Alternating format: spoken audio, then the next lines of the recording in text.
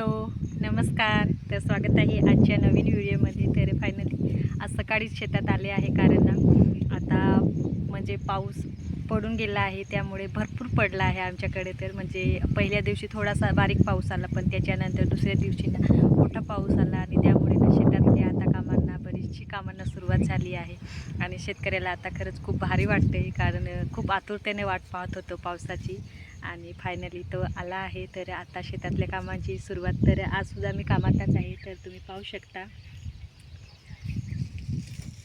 तर भात लावण्यासाठीची जी पूर्वतयारी असते ना, तर तीच तयारी मी करते आहे.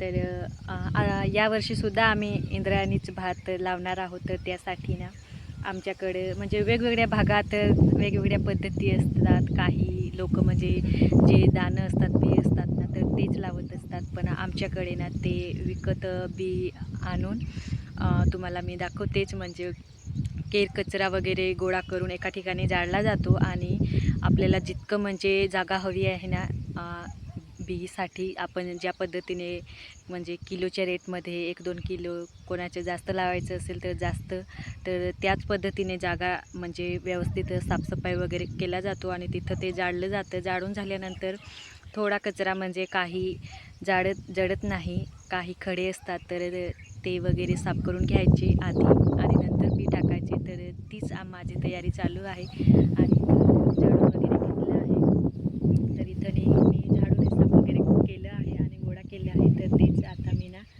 एका टोपलीत भरून तिकडं खड्ड्यात टाकणार आहे. तर बरेचसं असं म्हणजे अजून एक केरकचरा आहे, तर ते साफ करायचं चालू आहे.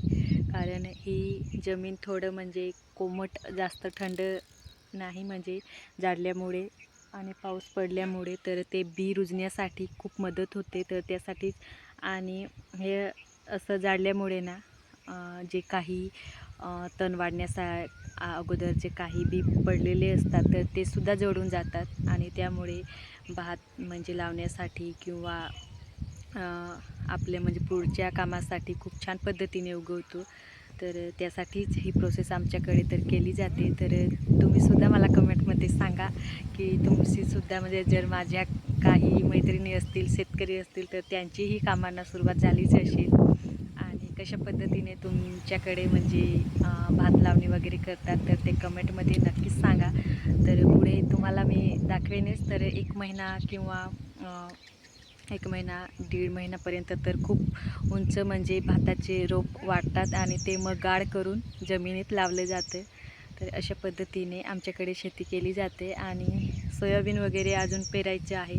पण पाऊस आल्यामुळे काल पूर्ण दिवसभर खूप ओला जागा होता, त्यामुळे ना नांगरायला म्हणजे वेळच मिळाला नाही. तर फायनली आजसुद्धा थोडंफार ओलाच आहे, पण तरीही आमच्या ओहोनी म्हणजे जोडी जुंपली आहे आणि ते नांगरत आहे. तर आता मी सुद्धा हे झाडून घेणार आणि जो कचरा वगैरे काढला तर तो तिकडे जाऊन टाकून येणार. आणि खूप ओलं आहे अजूनपर्यंत, तर संध्याकाळपर्यंत छान असं थोडं भुसभुशीत सुकलं जाईल आणि त्यावेळी ना दाणं टाकून मग छान असं त्याला झाकून पाणी वगैरे घालण्याची काही गरज नाही, कारण भरपूर ओलं आहे. जर कोरडं राहिलं असतं तर वरतून म्हणजे आपल्या मोटरीने पाणी द्यावं लागतं, जेणेकरून लवकर बी म्हणजे ते कोमट व्हावेत आणि लवकर त्यांचं कोंब बाहेर यावं. तर ह्यासाठीच.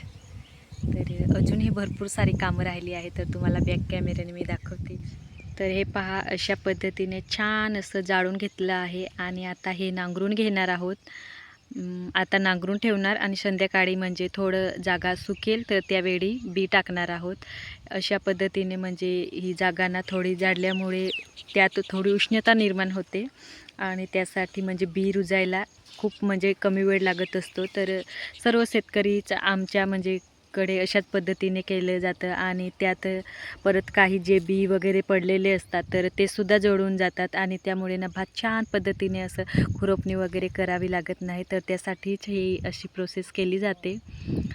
आणि इकडंच आम्ही ह्याच शेतात म्हणजे भात लावणार आहोत, कारण जवळच इकडून म्हणजे उपडून लगेच भात लावायला सहज सोपं जातं. तर ह्यासाठीच आणि हे सुद्धा साफ करायचे आहे. ह्यात सुद्धा बरंचसं केरकचरा आहे आणि जेव्हा आपण भात लावत असतो तर ते पायाखाली किंवा पायाला वगैरे लागत असतं, गाळमध्ये नीट सापडत नाही काटा वगैरे. तर त्यासाठीच हे सर्व पूर्ण शेत साफ करून घेणार आहोत. तर आधीही केलं असतं पण ना खूप मोठमोठे ढेकाळं आहे, तर तुम्ही पाहू शकता. आणि ते ना पाऊस न आल्यामुळे ना तसेच आहे. तर आता फायनली पाऊस आला आहे आणि त्यामुळे नांगरून वगैरे घेणार आहोत ना, तर हे ढेकळं बारीक होतील म्हणजे फुटले जातील आणि त्यामुळे हा जो केरकचरा दिसतोय ना, तर हा उचलायला सोपं जाईल. तर ह्यासाठीच तर इतकं सारं भात लावण्यासाठीचं शेत आहे.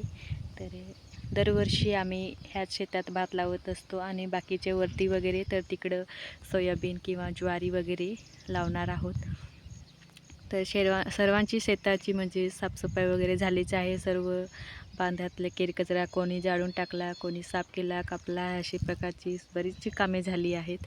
आणि आज आमचे आहोसुद्धा म्हणजे काय काम करताय तर ते दाखवतेच. तर ते पहा, तिकडं सुद्धा त्यांचं चालू आहे.